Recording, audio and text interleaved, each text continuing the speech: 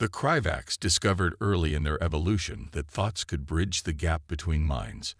What began as simple emotional projections evolved into their species-defining characteristic, the ability to dominate consciousness itself. Their rise to power wasn't marked by burning worlds or shattered fleets, but by the quiet submission of entire civilizations, their minds gently reshaped to serve the greater harmony of the Dominion. In the observation chamber of the Kryvacs' flagship Mindwave, first speaker Velax watched the holographic display of yet another world falling into the embrace of their psychic network. The beings of this system had developed impressive technology, fusion drives, quantum computers, even the beginnings of faster-than-light travel. But like all others before them, they had no defense against the subtle invasion of their thoughts. Fascinating. Velax communicated to his fellow speakers, their thoughts merging in the ship's telepathic resonance chamber. They believed themselves prepared for any invasion. Their orbital defenses could have destroyed our fleet 10 times over. Yet they never conceived of an attack that would come not through space, but through the corridors of their own minds. The success was particularly satisfying. This marked the 300th species to join the Dominion's grand unity. Soon, their consciousness would be fully integrated into the network, their individuality gently dissolved into the greater whole. Their technology, their resources, their very beings would serve the expansion of universal harmony. But even as the speakers celebrated their victory, an alert pulsed through the network. One of their long-range scout ships had detected something unusual in a nearby spiral arm, a star system that had gone silent. Not in the usual way of primitive worlds yet to develop communications, but a world that had been broadcasting into space and then simply stopped. Velax directed his attention to the data stream. The planet was called Earth, home to a species that called themselves humans. Their technological level was moderate.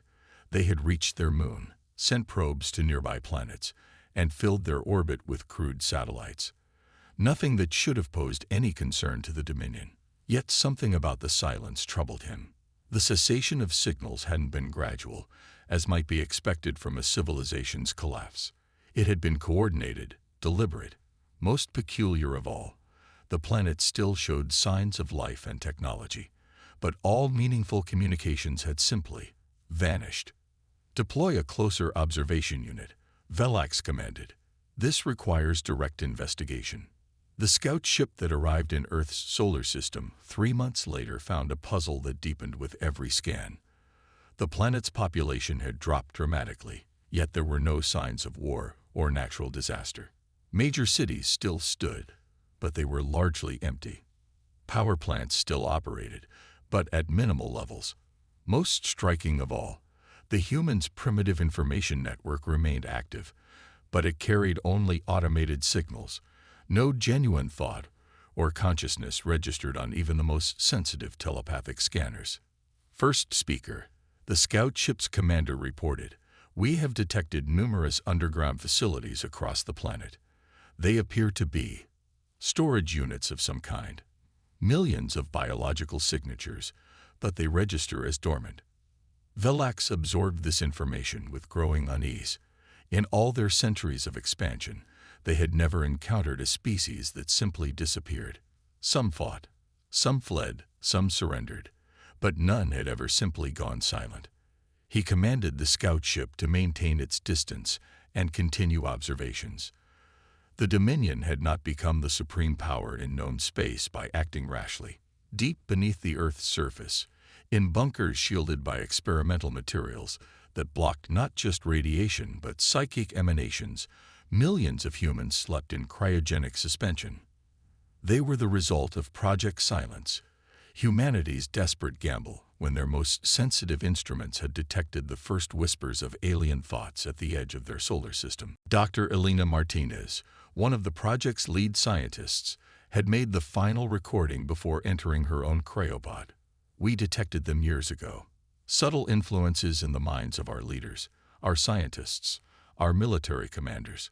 We tracked the source to approaching ships unlike anything we'd ever seen. But our greatest discovery was also our salvation. Roughly 15% of humans are naturally immune to their influence. We call it psychic null syndrome. These individuals became the core of Project Silence. We're going underground, into shielded facilities across the globe. Millions of us, selected for genetic diversity, skills, and psychic immunity. We will sleep until they leave, or until we're ready to fight back. This is humanity's backup plan. We refuse to surrender our minds, our individuality, our very essence to these silent invaders. Let them think we destroyed ourselves or fled. We will wait, we will prepare, and when the time comes, we will show them that some minds cannot be conquered. The recording ended there, sealed away with countless others in quantum storage drives, waiting for the day of awakening. On the surface, automated systems maintained the appearance of a mysteriously abandoned world, and in orbit, the Cryo scout ship continued its observations, unaware that beneath their feet, humanity slept and dreamed of freedom. Meanwhile, in the vast reaches of space, the Cryo's dominion continued its relentless expansion. Yet Velax found his thoughts returning again and again to the mystery of Earth. Something about this silence felt different. Not like surrender, not like defeat, but like the held breath before a storm. In his private chambers aboard the Mindweave, he reviewed the data once more. The humans had vanished too perfectly, too completely. It spoke of preparation, of planning. For the first time in centuries, the first speaker felt something alien to the unified harmony of the Dominion. A whisper of doubt, a premonition that perhaps, just perhaps, they had encountered something unprecedented. The silent Earth turned beneath the watching stars, its secrets buried deep, waiting for the moment to awaken. And in the darkness between worlds, destiny held its breath, knowing that the greatest challenges to power often come not from the loudest voices, but from the quietest defiance. 300 years after Earth's great silence, deep within the shielded bunker designated Alpha Prime, a quantum computer executed its awakening protocols. The facility's massive cryogenic chambers hummed to life, their frost-covered surfaces beginning to clear as emergency power systems engage.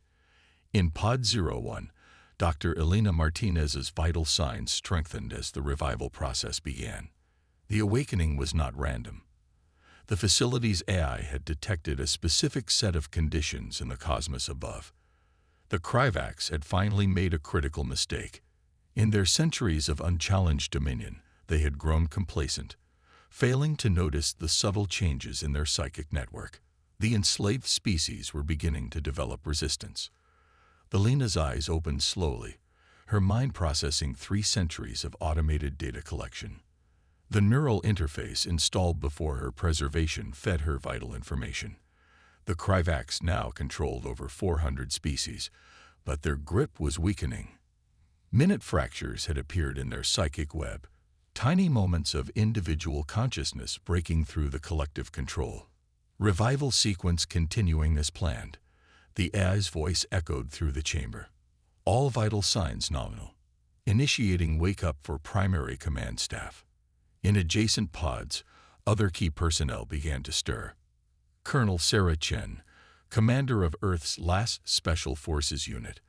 Dr. Marcus Wong, pioneer of psychic shielding technology. Captain James O'Neill, whose natural psychic null abilities had made him immune to the earliest Cryovacs infiltration attempts.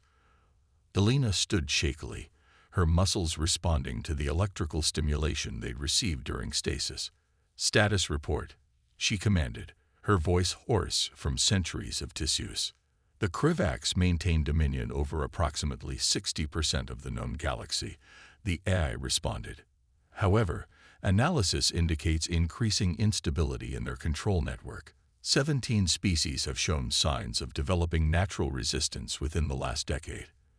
The time window you predicted has arrived. Sarah Chen joined her, already moving with military precision, despite her long sleep. How many of our facilities remained undetected? All 97 primary bunkers maintained successful concealment. Global population in stasis, approximately 10 million individuals, all selected for either natural psychic null traits or critical skills. The surface deception protocols remained effective. The Cryovacs still believe Earth to be abandoned. Marcus Wong approached the central command console, his fingers dancing across the holographic interface. The shielding technology didn't just preserve us, he observed, studying the data. It evolved. The quantum processors continued running simulations throughout our sleep, improving the designs. We now have portable units that can protect entire cities. James O'Neill's voice joined the conversation, thick with implications. They never stopped watching us, did they? All these centuries, they kept wondering about the planet that just went quiet. Correct, the AI confirmed. The Kragax maintained periodic observation. Their confusion over Earth's status became a point of significant debate within their hierarchy. They never conceived of a species choosing voluntary dormancy over submission. Elena moved to the facility's primary viewing screen, watching as it displayed the current state of the galaxy. The Kryvax influence glowed like a purple web across the stars, beautiful but suffocating. Yet within that web, spots of resistance flickered like tiny flames. "Show me the nearest Kryvax-controlled world," she commanded. The display zoomed in on a star system just 30 light-years from Earth. The planet had once been home to a species known as the Erithai, master astronomers who had mapped much of the galaxy before the Kryvax arrived. Now they served as observers for their masters. Their natural talent for scanning the cosmos turned to expanding the Dominion's reach. "The Erithai resistance is among the strongest," the AI noted. Their natural affinity for patterns has allowed some of them to recognize the psychic control and begin developing mental defenses. They would be optimal candidates for first contact. Sarah Chen was already studying tactical displays. "We're not the same civilization that went to sleep," she observed. The automated factories kept running, building according to the evolving designs. "We have ships that can outrun their sensor networks, weapons that can disrupt their psychic signals, and shielding that can protect entire populations. But our greatest weapon," Marcus added, "is that they still don't understand what we are. They never figured out why their influence couldn't touch certain humans. They don't know that we spent centuries preparing specifically to fight them." Elena felt the weight of history pressing down on her shoulders. Humanity had taken an enormous gamble, choosing to hide and prepare rather than fight a hopeless battle or submit to psychic slavery. Now it was time to see if that gamble would pay off. "Begin revival sequences for all primary combat and scientific personnel," she ordered. "Initiate production of mobile shield generators, and prepare a stealth vessel for launch. It's time to contact the Erithai resistance." As the facility buzzed with increasing activity, Elena thought about all those centuries ago, when humanity had faced an impossible choice. They could have fought and died. They could have submitted and lost themselves. Instead, they chose a third path: to step back, to prepare, to become something their enemy couldn't comprehend. The Kragax had spent centuries building an empire of enslaved minds, never realizing they were about to face an enemy that had spent those same centuries building something far more powerful: hope. And now, humanity was ready to share that hope with others, to show the galaxy that minds could be freed, that individuality could triumph over forced unity. In orbit, the automated satellites continued broadcasting their empty signals, maintaining the illusion of abandonment. But beneath the surface, humanity was awakening, preparing to emerge not as conquered subjects, but as liberators. The Kryvax were about to learn that sometimes the most dangerous enemy is the one that chooses silence over surrender. The stealth vessel Night Whisper slipped through space like a shadow between stars. Its quantum-shifted hull absorbed sensor sweeps from Kryvax patrol ships, while its psychic dampening field ensured that even the most sensitive telepathic probes slid past without detection. In the ship's command center, Captain James O'Neill studied the approaching Erithai homeworld with a mixture of anticipation and concern. "Final approach vector plotted," reported Lieutenant Maya Chen, Sarah Chen's daughter, and one of the few humans born with complete psychic immunity. "The Kryvax orbital control network has gaps. They never expected anyone to challenge their dominion from space." Dr. Elena Martinez monitored the ship's sophisticated sensor array, watching the purple haze of Kryvak's mental influence swirling around the planet like a toxic atmosphere. The Erythai resistance is stronger than we thought. I'm detecting multiple nodes of mental activity that aren't synchronized with the Kryvak's network. The Night Whisper landed in a remote mountain range, its adaptive camouflage rendering it nearly invisible against the rocky terrain. The team had chosen this location based on concentrated readings of independent mental activity, a gathering of Erythai who had broken free from Kryvak's control. They didn't have to wait long. As the team prepared to exit the ship, sensors detected approaching life forms. Through the view screen, they watched as tall, elegant beings emerged from concealed cave entrances. The Erythai were beautiful in an alien way, their crystalline skin refracting light in complex patterns, their four eyes arranged in a diamond pattern that seemed perfectly suited for astronomical observation. "They're not running," Maya observed. "They can sense we're different from the Kryvaks." Elena activated the ship's external communications, broadcasting in the Erythai language that their AI had reconstructed from centuries of passive observation. "We come as allies against the Kryvaks. We are humanity, from Earth, and we bring the promise of freedom." The response came not in words, but in a subtle shift of crystalline patterns across the Erythai's skin, their natural form of expression. The patterns spoke of hope, curiosity, and desperate courage. The team emerged from the Night Whisper wearing their advanced shielding suits. The Erythai leader, introducing herself as Zenith the First Light, approached them with graceful caution. "You are silent ones," she said, her translator converting the light patterns into speech. "We feel no echo of the dominion in your minds." "Some of us are naturally immune to their control," James explained. "Others are protected by our technology. We've spent centuries preparing to fight them, and we believe your people are ready to help us break their hold on the galaxy." Inside a hidden cave network, the team learned the true extent of Erythai resistance.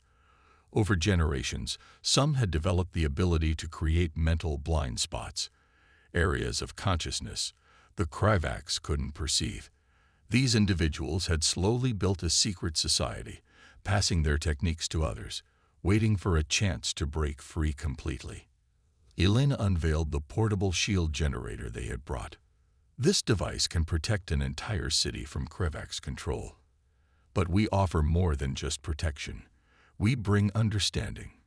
We've spent centuries studying how their control works, and more importantly, how to break it."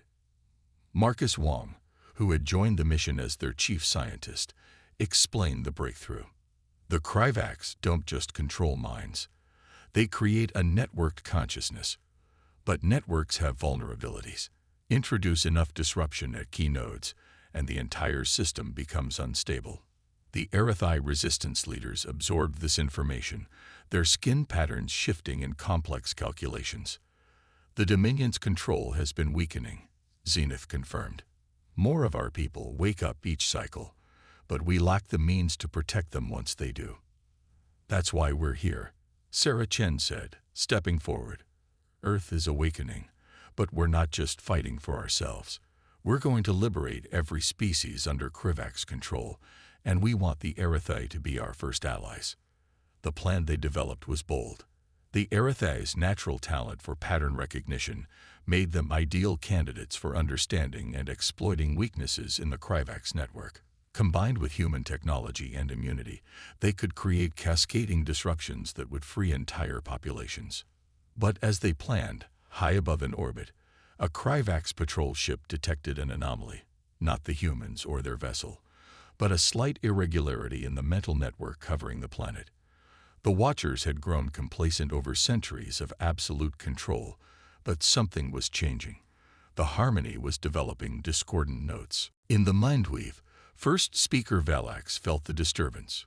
It reminded him of something, a mystery that had haunted the Dominion for centuries, a world that had chosen silence over submission. For the first time in generations, the First Speaker felt an unfamiliar sensation creeping through the collective consciousness of the Kryvak's leadership. Fear, deep in the Erythai caves. humanity's representatives, and their new allies prepared to launch the first strike in a war unlike any the galaxy had seen. Not a war of ships and weapons, but a war for the freedom of thought itself. The Aerithay's crystalline skin patterns danced with complex equations as they worked with human scientists to perfect the disruption techniques. "We called ourselves mind breakers," Maya said softly, watching the patterns of light play across the cave walls. "But really, we're mind liberators. And after centuries of silence, it's time for the galaxy to remember what freedom feels like." The revolution was about to begin, not with a bang, but with the quiet shattering of mental chains. The Kryvax were about to learn that the species they had dismissed as lesser beings had spent centuries becoming something far more dangerous. They had become hope incarnate. The revolution began with a whisper, not of words, but of freed minds. The combined technology of humanity and the Aerithai's natural abilities created a cascading wave of awakening that swept across their world. One by one, millions of Aerithai broke free from the Kryvax mental network, their crystalline skin blazing with patterns of newfound independence. In the mindweave, first speaker Valax reeled as he felt the psychic backlash. An entire world's worth of consciousness suddenly vanished from the network, leaving a void that screamed of deliberate action. "Impossible," he broadcast to the speaker council. "The Aerithai were completely integrated. This cannot be random evolution." But before the Kryvax could muster a response, more disruptions erupted across their domain. On Earth, the remaining Cryo facilities activated in sequence, releasing their sleeping inhabitants. Humanity's hidden fleet, constructed over centuries by automated factories, emerged from concealed bases on Mars, beneath Europa's ice, and within the asteroid belt. Dr. Elena Martinez stood on the bridge of the flagship Freedom's Dawn, watching tactical displays as human vessels spread across the galaxy. Each ship carried improved versions of their shielding technology, now capable of protecting entire star systems from Kryvax influence. "Status report," she commanded, her voice steady despite the magnitude of events unfolding. 37 species have broken free in the first wave," Maya Chen reported, her fingers dancing across the neural interface. "The Aerithai disruption technique, combined with our technology, is exceeding all projections. The Kryvax network is destabilizing faster than they can adapt. On countless worlds, beings who had lived for generations under psychic dominion were awakening to find human ships in orbit, broadcasting a message in all languages. You are free. Your minds are your own. We bring protection against those who would enslave you again." The Kryvax response was chaos. Their entire empire had been built on the assumption of absolute mental control. They had neglected conventional military technology, seeing it as crude and unnecessary. Now, as their network crumbled, they found themselves facing enemies they couldn't simply will into submission. James O'Neill led a strike team to the Mindweave itself, their ship cloaked in technologies that had been perfected over centuries of preparation. They never imagined having to defend against physical intrusion, he observed as they breached the flagship's defenses. They thought their mental dominance was the only protection they needed. Inside the Mindweave, first speaker Valax finally understood. The humans hadn't fled or destroyed themselves centuries ago. They had hidden, waited, and prepared. While the Kryvax had stagnated, confident in their superiority, humanity had evolved specifically to counter them. "You cannot do this," Valax projected, his psychic voice reaching for the intruders' minds and finding nothing to grasp. "The harmony must be maintained. Without our guidance, the galaxy will fall into chaos." "You confuse harmony with slavery," Sarah Chen's voice responded through external speakers, immune to his mental influence. "True harmony comes from choice, not control. Humanity learned that lesson long ago, and now we're teaching it to the galaxy." The liberation spread like a cosmic wildfire. Species after species broke free, their natural resistance amplified by human technology. The Daxri, master engineers who had been forced to build the Kryvax's psychic amplifiers, turned their knowledge to creating defenses instead. The Volaks, Warriors turned to peace by mental domination, remembered their strength, and chose to use it in defense of freedom. Most surprisingly, some of the Kryvacs themselves began to question. Younger members of their species, born into absolute power, encountered true independent thought for the first time. Some were horrified, but others were fascinated. They had never known any existence except the network, and now they glimpsed something new, the possibility of individual identity. Marcus Wong, monitoring the collapse of the psychic network from the Freedom's dawn, noticed an unexpected pattern. The network isn't just breaking down, he reported. It's transforming. Some of the Kryvacs are choosing to leave it voluntarily. They're choosing freedom over control. Elena watched the tactical displays as more and more points of light signaled freed worlds. The gamble humanity had taken centuries ago had paid off beyond their wildest hopes. They had hidden not in fear, but in calculation, using time as a weapon to perfect their defenses and wait for the perfect moment to strike. We did not come as conquerors, Elena broadcast across all frequencies as the last bastions of Kryvak's control crumbled. We came as liberators because we remembered something they made their slaves forget: the power of choice, the strength of individual will, the beauty of true harmony that comes not from control, but from cooperation. The revolution of silence had succeeded. The galaxy was awakening, not to chaos as the Kryvaks had feared, but to a new kind of order, one built on freedom, choice, and willing cooperation.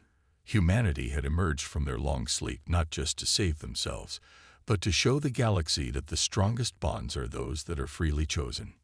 1 year after the fall of the Kryvak's dominion, representatives from over 400 species gathered in the newly constructed Galactic Assembly on the Erythai homeworld. The crystalline architecture reflected the light of 3 suns, creating patterns that spoke of harmony and hope to all who could read them. Dr. Elena Martinez stood at the podium, her hair now streaked with silver, looking out at the assembled delegates. Among them sat former slaves and former masters, their minds now equally free. Even a delegation of young Kryvaks attended, their presence a testament to the possibility of change. 3 centuries ago, she began, humanity faced a choice between submission and extinction. We chose a third path: patience.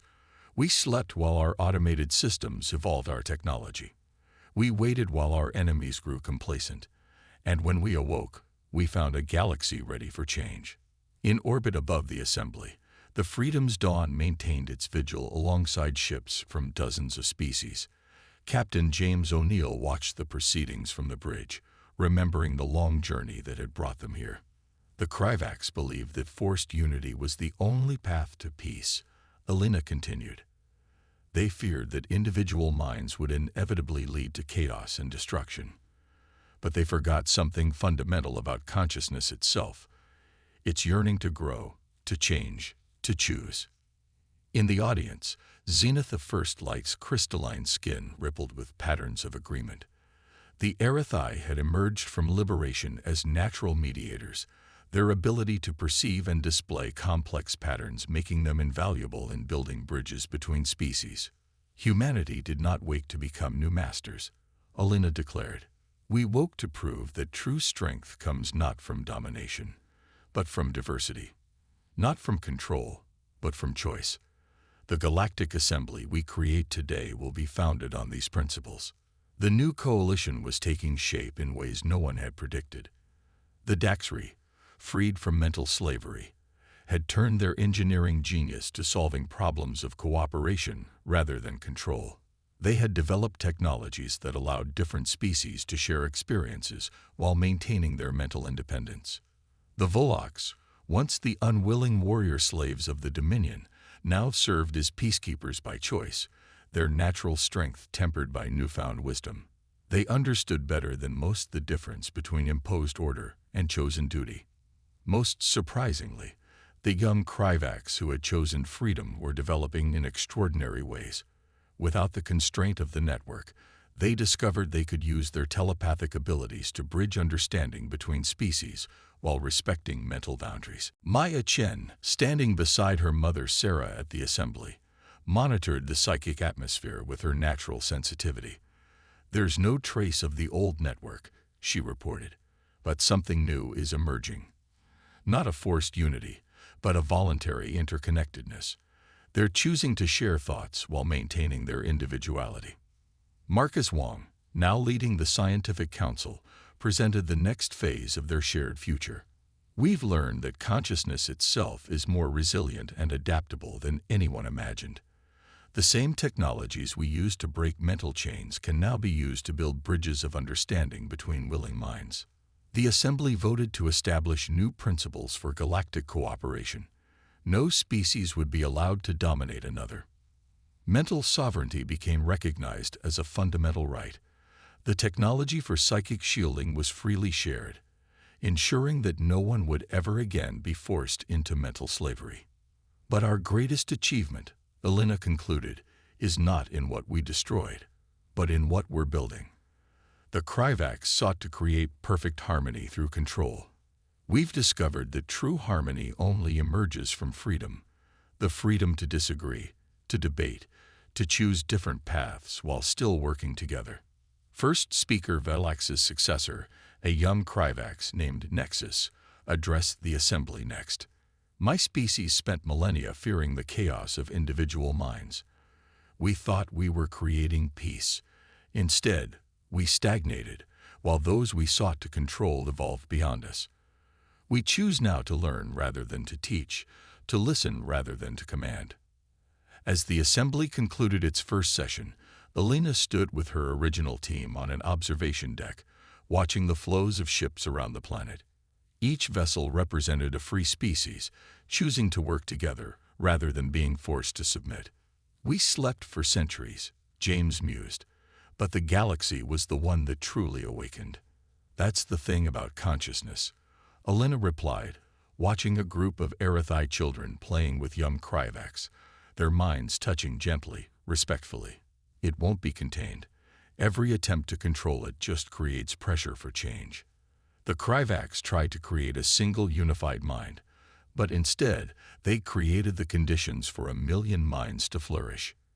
As night fell on the assembly world, the lights of cities and ships created patterns in the darkness, like stars brought down to walk among them.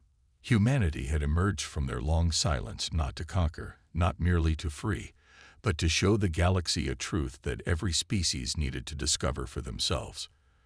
True harmony cannot be imposed from above, but must grow from the free choices of all. The age of mental slavery was over. The age of chosen cooperation had begun, and in the vast darkness between the stars, consciousness continued to evolve, not in the rigid patterns of control, but in the endless, beautiful variations of freedom.